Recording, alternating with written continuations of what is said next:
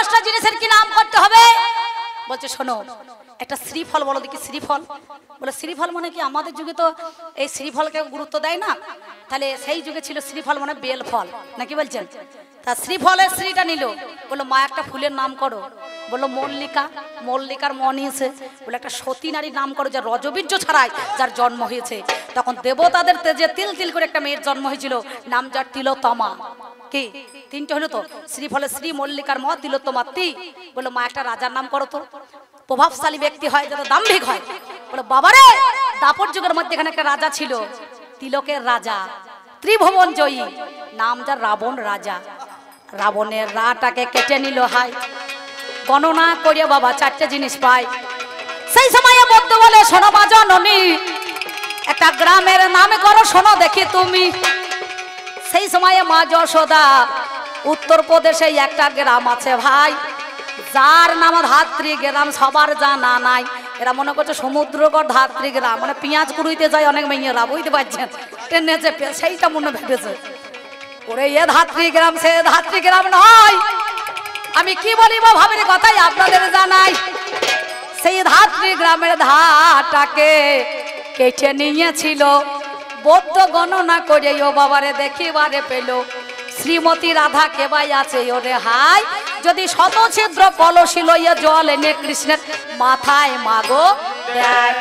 বাবা তবে আমার গোবিন্দ ভালো হইয়া যাবে, ভালো হয়ে যাবে। আমি জানাই কথা মা তোমায়, তবে তোমার গোবিন্দ ভালো হয়ে যাবে। সঙ্গে সঙ্গে রাধা রানী শতছিদ্র কলসি লইয়ে কানতে কানতে গিয়ে কি বলেছিল জানেন? কত বড় ভক্ত সেজন, গোবিন্দকে মন প্রাণ জীবন যৌবন দিয়ে ভালোবেসেছিল, নাকি বলছেন? আপনারা জানেন না, কীর্তনিয়া মাঝে মাঝে গায়। আপনাদের এখানে কীর্তন হয়েছিল? মেয়ে ছেলে না বেটা ছেলে বাবা? ওই দেখুন আমার জেঠামশাই বলছে মেয়ে ছেলে হয়েছে, বেটা ছেলে হয়েছে। সবারই বেলায় পয়সা বেশি, আর কবি গানা পয়সা কম। আমার ভাইকে বলছি যেই 9,000 টাকা লাগবে, ও তখন একবার মনে করুন সরম করে উঠছে, বলছে এত টাকা লাগবে। একটা কাকাবাবু গিয়েছে আমার কাছে বায়না করতে, বুঝতে পারছেন? আমি নাম জানি না, কালী পুজোর গানে বায়না নেবে, দিয়ে আমাকে বলছে অম্বিকা এক কলা গানে কত লাগবে? আর আপনি জানেন না কত লাগবে? 9,000 টাকা লাগবে। বলছে বাবারে 9,000 টাকার গান তো আমি শুনি নাই। আপনি কি মনে করেছেন নাকি যে আগেকার দিনে সে গুড় ভিজিয়ে মুড়ি খাবে? এখন তেলে ভাজা পেঁয়াজি করতে হবে। তাহলে পেঁয়াজির দাম বেশি নাকি গুড়ের দাম বেশি? কোনটা দাম? এখন বেসনের দাম, তারপরে তেলের দাম, পেঁয়াজের যা দাম হয়েছে, আলু 24 টাকা কেজি, নাকি বলছেন? যে কুমড়ো জীবনে গোবিন্দ সেবাই কম টাকা লাগবে, এখন কত হয়েছে? হ্যাঁ, কত টাকা দাম? সে বাজারে মার্কেটে যত কম হোক না হোক 20 টাকা কেজি। তাহলে আপনার হোশ নেই কাকা 9,000 টাকা কি জন্য লাগবে? এই যে আমি কি টাকাটা একা নেবো? গাড়িওয়ালা নেবে, ড্রাইভার নেবে, এই মাল কোটা নেবে, তাহলে আমার চলবে কি করি? তাহলে সে কথা বললে হবে না। তখন রাধারানী ওই শতছিদ্র কলসি নিয়ে জল আনতে যে যার বলছে, আমি আনিতে জীবন, জীবেরই জীবন, যাই যমুনার কূলে। ও গো যাই যমুনার কূলে গো, যাই যমুনার কূলে। ভগবান এখন ভাত খাইলে হবে না। আমি আনিতে জীবন, জীবেরই জীবন, যাই যমুনার কূলে গো, যাই যমুনার কূলে।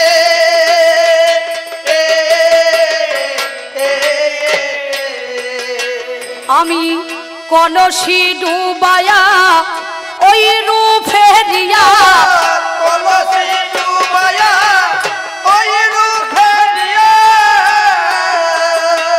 আমি কলসি ডুবায়া ওই রূপ ফেরিয়া, সদাই ভাসি নয়ন জলে গো, সদার ভাসি নয়ন জলে।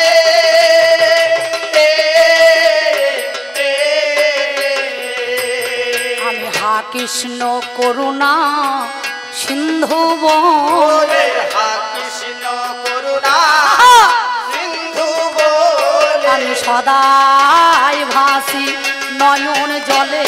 হা কৃষ্ণ করুণা সিন্ধু এবার আমার মায়েরা উলুধ্বনি আর বাবার একবার শ্রী গৌরী প্রেমানন্দ হরি হরি বলুন তো। ও মা ঘুমিও না, গান শুনতে এসে ঘুমোইতে নাই, ওই মুরগি ঝিমুনোর মতো ঝিমিও না, বুঝতে পেরেছ? এটা কবি গান, সেই জন্যে আমি তোমারই কাছে বলি কথা।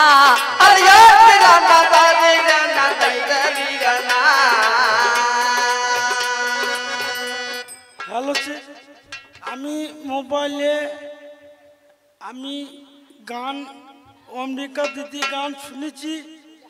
আমি কিন্তু ভেবেছিলাম অম্বিকা দিদি গান ভালো করে। আমি আশাতেই আমি মাল ফল কিছু খাই নাই, কারণ আমি দেখবো যে একবার কিছু গান যদি ভালো হয়, তা ভালো গান করেছে আমি একটু স্বভাব হারি দাদা আমার গলায় তুলসী কাঠের মালা, শিল্পী হয়ে শিল্পীর মান রেখেছে। কি হয় দেখ এইবার আমার ভগবান কোথা গেল, কোথা রে? টাকা কত নিবি নে, বস্তায় করে নিয়ে যাই দেখ রে। টাকা কুটুম বাড়িতে নিতে হয় না, টাকা দেখছে কত টাকা পড়িয়েছে, কোথা গেল, কোথাছে? চিড়ে বাতাসা দেবেন ভগবান কাজকে ভাই, একদম চিন্তা নাই, তুমি থাকো বসে, তারপরে কি হয় দেখো, আবার নিয়ে এসো যাও।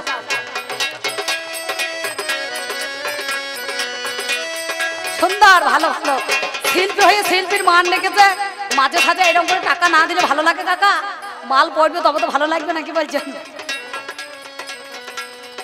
তাহলে শোনো কথা গো তোমারে জানাই, ওরে আমার ভগবান তুমি শোনো আমার ঠাই।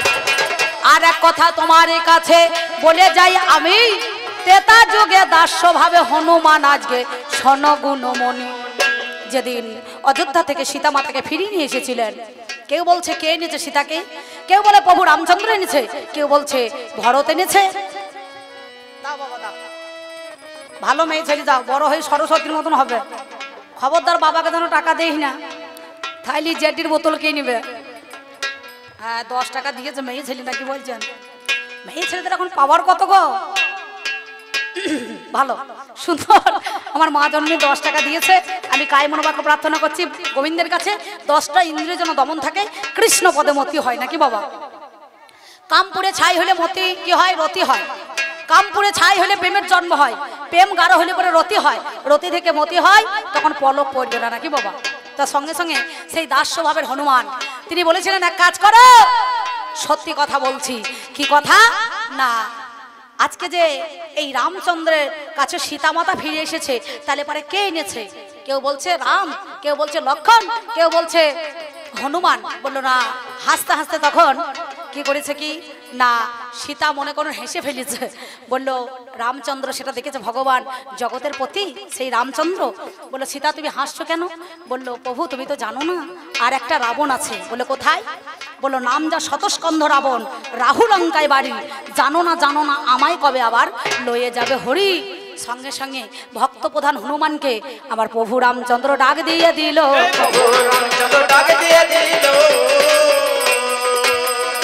আমি জানাই কথাই আপনাদের ভালো,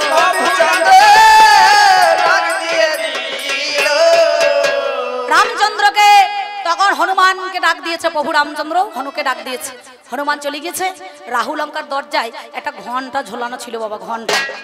আর আজ পর্যন্ত যেটা শ্রীলঙ্কা হয়েছে সেই দরজাতে মনে করো ঘন্টা সবারই ঝোলানো আছে নাকি বলছেন? লঙ্কাতে হ্যাঁ কিনা ভালো করে একটু ভেবে দেখবেন। আমি অম্বিকা বলছি না ব্যক্তিগত। আর যেই গিয়ে রামচন্দ্র ওই মনে করুন ঘন্টাখানা যেমন দোলানো দিয়েছে, আর রাবণ রাজা ভিতর থেকে হুঙ্কার দিয়েছে, আর ভগবান তখন মুচ্ছা হইয়া গো ধরাস করে পড়ে গিয়েছে নাকি বলছেন? লক্ষণ গেল, লক্ষণ যেই ঘন্টাটা দোলানো দিয়েছে সঙ্গে সঙ্গে হুঙ্কার দিয়েছে, আর এও মুচ্ছার মতো হইয়া একবারে পড়ে আছে। সঙ্গে সঙ্গে ভক্ত প্রধান হনুমান সীতা মাতার কাছে গিয়ে চলে গেল। বলে মা জননী তুমি একবার চলো।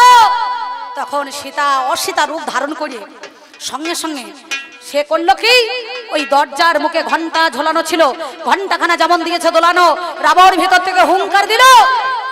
আবার কিন্তু পুনরায় দুবার দিয়েছে। রাবণ রাজা ভিতর থেকে হুঙ্কার দিয়েছে, 3বার যখন দিয়েছে আবার হুঙ্কার দিল। অসীতা রূপ ধারণ করে তখন সীতা দেবী তার সঙ্গে যুদ্ধ করেছিল। সীতার জয় হয়ে গেছে আর রাবণের পরাজয় হয়ে গেল না, কি বলছেন? মানে একটা হয় আর একটা লয় হয়, যেমন প্রলয়কাণ্ড হয়ে গেছে। আর এই রূপটা কিন্তু ভক্তপ্রধান হনুমান দেখেছিল। হনুমান সেই রূপ দেখে তখন সীতা যখন ক্ষান্ত হলো তখন কালীর একটা রূপ ধারণ করেছে, চণ্ডা রূপ। সঙ্গে সঙ্গে বলল, মা, যে রূপ আমার জগতের প্রতি প্রভু দেখে নাই সেই রূপ তুমি আমাকে দেখালে। তাহলে হনুমানকে বলল, রে হনুমান, যে রূপ কোনোদিন তোর প্রভু রামচন্দ্র দেখে নাই, এই রূপ দর্শন করে নাই, আমি আজ থেকে তোকে অভিশাপ দিলাম, তোর মুখে কোনোদিন বাক্য থাকবে না, মানে কথা থাকবে না। হনুমান বলেছিল, মা, আমি তোমার এই অভিশাপ আশীর্বাদ ভেবে মাথায় তুলে নিলাম। আমি পৃথিবীতে যদিন আর 2 দিন বাঁচবো, এখন তো তেতা যুগ আসবে সামনে, 2 দিন মানে দাপর আর কলি। হনুমান 4 যুগে আছে ভক্ত, সত্যতে বীরভদ্র, তেতাই হনুমান, দাপরে বজরং বালি, আর কলিতে মুরারি গুপ্ত হয়ে আবার এসেছেন, নাকি বলছেন? তাহলে সেই দাস ভাবের ভক্ত 4 যুগে কিন্তু রয়ে গিয়েছে। তখন হনুমান গাছের ডালে বসে দেখবেন উপ উপ উপ করে না, উপ নয়, সীতা মাতার কি রূপ, সেই রূপটা বলতে গিয়ে সীতা মাতার কথা তখন তার ঠোঁটের ডগে এসেও কিন্তু সে ভক্তবিন্দুর কাছে সেই কথা কিন্তু প্রকাশ করতে পারে না। তাহলে কত বড় ভক্ত হনুমান, ভগবানের জানা আছে। যার বউ হারিয়ে যায়, নিজে সামালতে পারে না, তাই জন্যই তাই কলি যুগে ছেলেদের এই দশা হয়েছে। সেদিন একটা হয়েছে দেখেছেন তো, বছরখানেক হইল, শাশুড়ি জামাইকে নিয়ে পালাইছে, হয় নাই? লজ্জার কথা, ছি ছি ছি ছি, গলায় দড়ি দেওয়া দরকার। দেখে এই ভদ্রলোকের দেখে তা কেতুগ্রামে বড়বাবুর কাছে আমার মেয়েটা বিচার চাইতে গিয়েছে, বুঝতে পারছেন? আমার সেই দিন গান ছিল ওইখানে, বুঝতে পারছেন, ওইখানেই গান ছিল। তা বলছে যে, বড়বাবু, আমার মা তো আমার স্বামীকে নিয়ে পালিয়ে গেল, তার ব্যবস্থা কি করবেন? তবে যাই কি আবার ব্যবস্থা করবো রে, যা 30 দিনে মাস, ওই 15 দিন করে মা বেটি ভাগ করে থাকা, যা আর ঝামেলা করতে আসি না বাবা, আমাদেরকে জ্বলাইতে আসি না, বুঝতে পারছেন? তাহলে এই তো পরিস্থিতি, চিন্তা করুন। হ্যাঁ, ও মা মিছে কথা বলছে, তাই এই জ্বালাটা আমি কোথাও পাবো বলুন দেখিনি? তাহলে ভগবানের বউ হারাইছে, আমার ভক্ত গিয়ে উদ্ধার করিয়েছে। আমি তোমার কাছে বলে জানাই গো,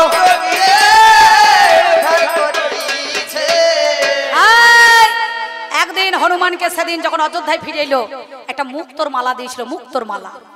হনুমান দেখলো মালাখানা চারি বেড়া তাকিয়ে, কোথায় তো রাম নাম লেখা নাই আছে। কটকট করে দাঁতে করে মালাখানা কেটে টুকরো টুকরো করে ফেলে দিয়েছিলেন। লক্ষণ বলল, রে বনের পশু হনুমান, তুই কি বুঝবি এই মুক্তোর মালার মান সম্মান? হনু বলেছিল, ঠাকুর গো, আমি মুক্তি চাই, মুক্ত চাই না, আমার মুক্তি আগে চাই, মুক্তিটা হচ্ছে মানুষের মেন। তাহলে মুক্তোর মালা নিয়ে আমি কি করব? বলে, রে বনের পশু হনুমান, তুই কি প্রভু রামচন্দ্রের সীতা মাতার আজকে দেখাতে পারবি? বলে, হ্যাঁ অবশ্যই পারবো। তখন নখের দ্বারায় বুক চিরিয়ে দেখিয়ে দিয়েছিল লক্ষণকে। সঙ্গে সঙ্গে আমি চলে যান, সঙ্গে সঙ্গে তখন একবারে নখের দ্বারায় দেখলো গিয়ে রাম সীতা যুগল মূর্তি হনুমানের বুকে লেগে আছে, হনুমানের বুকে লেগে আছে। আমার কত বড় ভক্ত জানাই তবে, হনুমানের বুকে লেগে আছে। এইখানে একটা গান লিখেছিলেন, আমার এ জীবনের দিনগুলি কেটে গেছে হাই, ওরে খেলাধুলা রঙ্গ রসে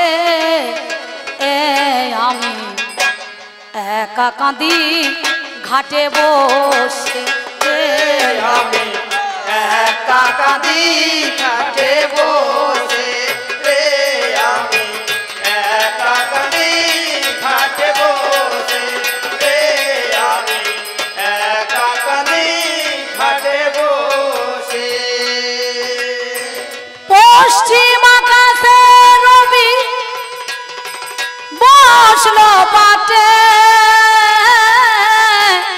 আধার ঘনালো চারিপাশে, আমি একা কাঁদি ঘাটে বসে রে, আমি একা কাঁদি ঘাটে বসে রে, আমি একা কাঁদি ঘাটে বসে। নরাকারে ধরা ধামে পেয়েছিলাম ঠাঁই, এর আগে কোথায় ছিলাম কিছু জানা নাই। নরাকারে ধরা ধামে পেয়েছিলাম ঠাঁই, এর আগে কোথায় ছিল কিছুই জানা নাই। কেন বলুন দেখিনি? মরণের পরে কোথায় হবে যে নিবাস, সেই কথা ভাবতে গেলে আমার মনে জাগে ত্রাস। মরণের পরে কোথায় হবে যে নিবাস, সেই কথা ভাবতে গেলে আমার মনে জাগে ত্রাস। অসীমের পানা পার কে জানি কখন হলো পার,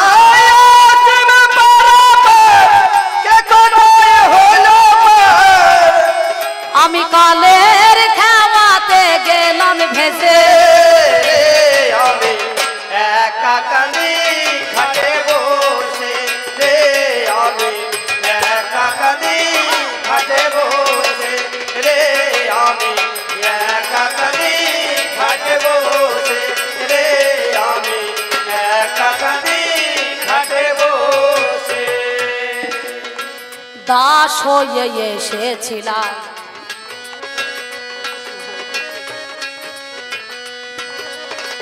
দাস হয়ে এসেছিলাম সাজিয়া বহু, চলে যেতে হবে কথা ভাবিনি কভু। দাস হয়ে এসেছিলাম সাজিলাম বহু, চলে যেতে হবে কথা ভাবিনি কভু। কালেরই অগ্নি শিখাই পুড়ে হলাম ছাই, বিদায় এলো কালে হাতে কানা করি নাই। কালেরই অগ্নি শিখাই পুড়ে হলাম ছাই, বিদায় এলো কালে হাতে কানা করি নাই। আমার আপন স্বজন যারা কেউ পাশে নাই তারা, আপন স্বজন যারা কেউ পাশে নেই তারা, আপন স্বজন যারা কেউ পাশে নাই তারা, শুনিয়া শ্মশানের নিয়তি হাতে রে আমি একা কাঁদি হাতে বসে রে, আমি একা কাঁদি ঘাটে বসে রে, আমি একা কাঁদি ঘাটে বসে। কামনা বাসনা দিয়ে সাজিলাম বাসর, ভাবিনি তো ভেঙে যাবে আমার মিলন বাসর। আর কামনা বাসনা দিয়ে সাজিলাম বাসর, ভাবিনি তো ভেঙে যাবে আমার সাজানো বাসর। আলে আর আলো দিয়ে ঘেরা দুনিয়া, কখনো তো ভাবিনি আমি গো দেখে শুনিয়া। আলে আর আলো দিয়ে ঘেরা দুনিয়া, কখনো তো ভাবিনি আমি গো দেখে শুনিয়া। অসীমের নিবেদন দিও গুরুর শিচরণ, ধরো গুরু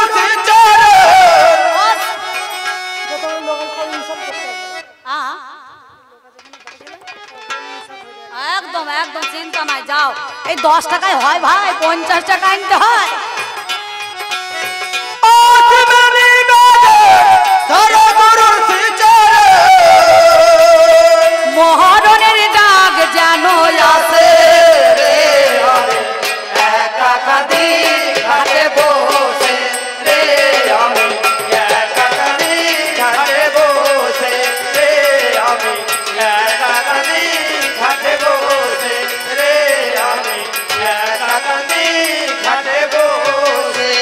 তবে তাই বলি শোনো কথা শোনো আমার ঠাই, ওগো আমার ভগবান তোমারে জানাই। আর একটা কথাই আমি তোমার কাছে গাই, ওরে কি বলিব ভাবের কথা শোনো সমুদয়। কেন বলুন দেখিনি? আমার পাল্লাদার বলছে না, সখ্য দাস্য শান্ত বাৎসল্য মধুর, নাকি মা যশোদা একদিন বৃন্দাবনের মধ্যেখানে গোবিন্দর জন্য কেঁদে কেঁদে অন্ধ হয়ে গেছিল, হয় নাই? হয় নাই? অন্ধ হইয়া গেল তারা, হাই রে মরি হাই, কত কষ্ট করিয়াই আমার কেঁদেছে তথায়। তাই বলি শোনো কথা তোমার কাছে গাই, সত্যি কথা বলি আমি শোনো আমার ঠাই। তাই বলি ভগবান বিচার করো কেন, সত্যি কথা বলি আমি অতীব যতনে, তোমার যাহা ছিল বলা আমার বলা গেল, আজ ভক্ত ভগবানের কেমন ধারা অমনি ওরে ভালো। ভক্ত ভক্ত আর ভগবান ভগবান, নাকি বলছেন? এই জগতের সংসারের মধ্যেখানে ভক্ত চতুর্বর্গে বোঝা বয় কার? ভগবান, ভক্তের বোঝা বয়। অধর্ম যখন বিনাশ করার জন্য ধর্মরূপী ভগবান এসে ধরার বুকে যুগ যুগ ধরে তাকে দেখা দেয়, নাকি বাবা? কলিতে জগাই মাধায়, তেতাতে রাবণ, কুম্ভকর্ণ। যদি কুম্ভকর্ণ রাবণ না থাকতো তাহলে রামকে কেউ চিনতো না, চিনতো? চিনতো না। হিরণ্যকশিপুর যদি না থাকতো গোবিন্দকে দাপর যুগের মধ্যেখানে কেউ চিনতো না। সত্যতে সংকোচর দৈত্য যদি না থাকতো তাহলে নারায়ণের এই মর্তের মধ্যেখানে এত প্রচার হতো না, হতো? তাহলে ভক্ত আর ভগবানের মধ্যেখানে মিলন একদিন হয়েছিল। একটা মাইক্রোফোন দেবেন, আমার দাদাদেরকে বলছি।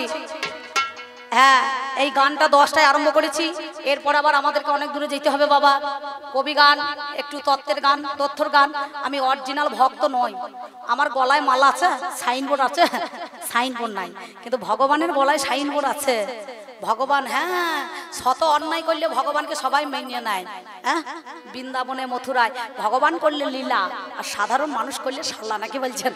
তাই তো একদিন আপনারা জানেন দুটো ভক্তের মধ্যে এখানে কুর্ম রূপ ধারণ করে ভগবান কি করেছিল গো? কাছিম রূপ, কাছিম মানে কচ্ছপ। কচ্ছপ সাধন দেখেছেন আপনারা? অনেক বৈষ্ণবরা পারে। এই কচ্ছপ যেমন দেখবেন মানে কাছি, মানুষ দেখলে গলাটাকে নলটাকে একটুখানি ভেতরে ভরে নেয়, নাই না? আবার যখন মানুষ চলে যায় তখন সুর সুর করে করে দড়ি দড়ি চলে যাবে, এমন কামড়াবে মেঘ না ডাকলে ছাড়বে না, ছাড়বে বাবা। তা সেই নাম ধারা কুর্ম হয়ে গেছে। যেই জন্য আস্তে আস্তে গোলমাল করেন না। তাহলে আপনাদের কাছে এই জগৎ সংসারের মধ্যে এখানে আমি এসে আমার ভগবানকে আমি টাকার জন্য অনেক ছোট বড় কথা বললাম। সত্যি কথা বলতে কি, ওকে আমি খুব ভালোবাসি, আমার গুরু ভাই, আমার দাদা। কিন্তু কবি গানের পেটের লজ্জা নাই বাবা। ভাই বোন মা বেটা কেউ ছাড়বে? ছাড়বে না। এই দেখো এত লাস্টে কেন, চিন্তা নাই। 50 টাকা দিয়েছে, ভালো। এখনো 50 টাকা কম পড়ে গেল রে। ওই রে, আর মালখানা কোথাও রাখলি ভাই? তুই আমাকে 50 টাকা যেন দিয়ে লজেস খাইতে। নাকি ভগবানের টাকা দরকার আছে? এইখানে আপনাকে সন্তুষ্ট হয়ে 10 টাকা। বেশ, খুব ভালো।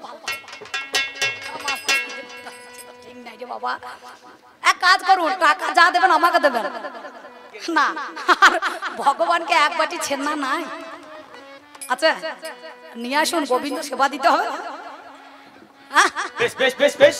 ভাইরা একটু টক দই দিস লাস্টে, ভগবানের সেবা হবে, চিন্তা নাই। যাক, নিত্য ধন, একটা নিত্য ধন। কোটি বাঞ্ছা করে জীব যদি নাম সংকীর্তন, তথাপিও না মেলে বোঝের বজেন্দ্র নন্দন। ভগবানকে পাওয়া চারটিখানি কথা নয় বাবা। ভক্তের পরম সৌভাগ্য থাকার দরকার, তবে কিন্তু গোবিন্দের চরণ আশ্রয় হয়, ভগবানকে পাওয়া যায়। ধীধাতু মনোপত্য করে ধর্ম ধরে রাখার নাম ধর্ম, সেই ভগবানকে পাওয়া অসম্ভব ব্যাপার, নাকি বলছেন?